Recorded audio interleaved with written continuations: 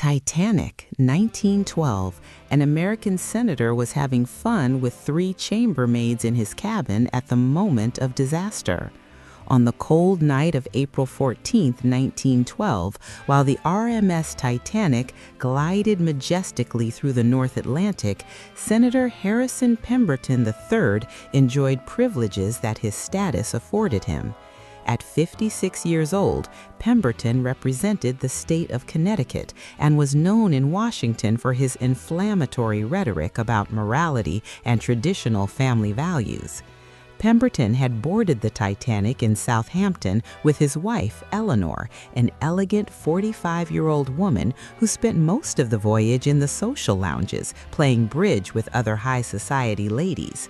The couple occupied one of the most luxurious first-class suites on the ship, with 2 separate bedrooms and a private sitting room.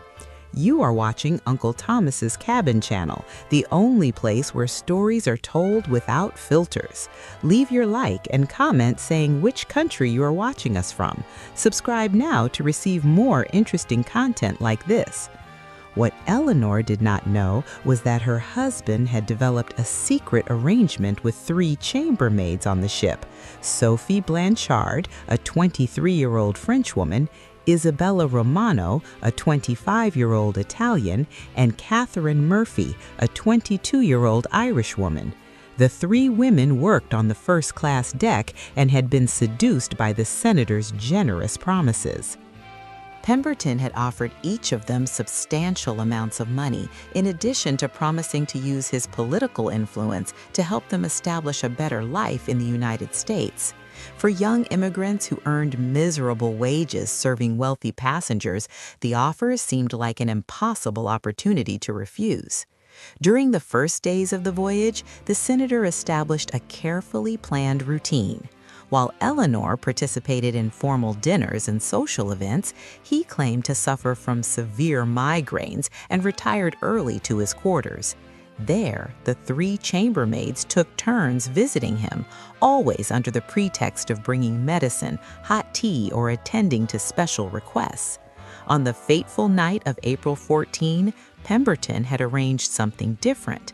Taking advantage of the fact that Eleanor was at a musical soiree that would extend late into the night, he organized a simultaneous meeting with all 3 women in his cabin. French champagne had been smuggled in, along with caviar and other delicacies that the senator had requisitioned using his influence. At 11:40 p.m., when the Titanic collided with the iceberg, Senator Harrison Pemberton III was in his suite with the 3 chambermaids, all in a state of intoxication and partially undressed. The impact was relatively gentle, but caused immediate confusion. Bottles rolled across the floor, and the group took several minutes to understand that something was wrong. Sophie was the first to try to leave, but Pemberton, fearing that the scandal would be discovered, insisted that they wait.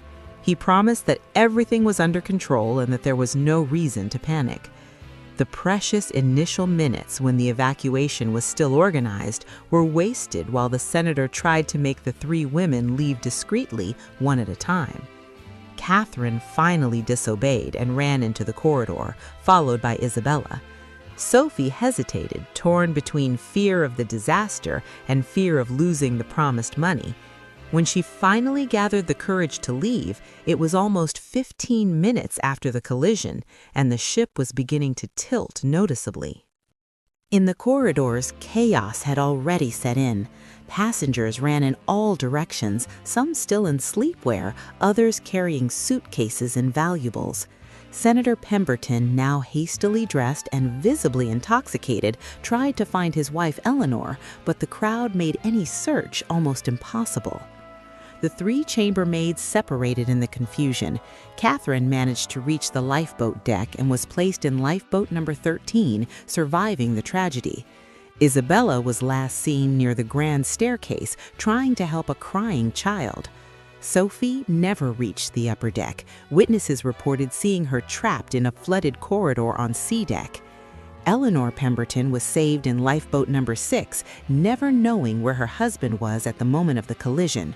The senator was last seen on the first-class deck at 2:10 a.m., about 10 minutes before the final sinking. According to reports from survivors, he appeared disoriented and staggering.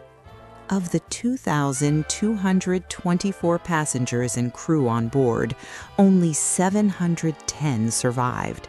Among the dead were Senator Harrison Pemberton III, chambermaid Sophie Blanchard, and chambermaid Isabella Romano. Catherine Murphy survived, but carried the weight of the secret for the rest of her life. In the days following the rescue of survivors by the Carpathia, Catherine faced a devastating moral dilemma. She knew the truth about what the senator was doing at the moment of the collision, but revealing this secret could ruin the reputation of a dead man and cause additional suffering to the widow Eleanor. Catherine decided to remain silent initially. However, when Eleanor Pemberton began promoting her husband's memory as a hero who had helped women and children until the last moment, the young Irish woman felt that the truth needed to be known, at least by some people. 3 months after the disaster, Catherine sought out a trusted journalist in New York and told the entire story under condition of anonymity.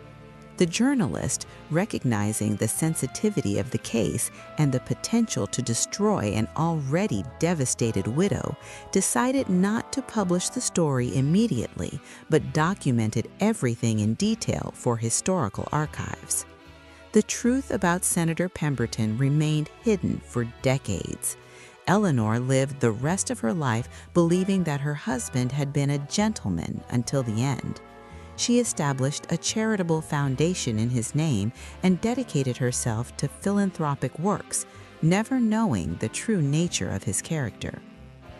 Catherine Murphy married a Boston factory worker in 1915 and had 4 children.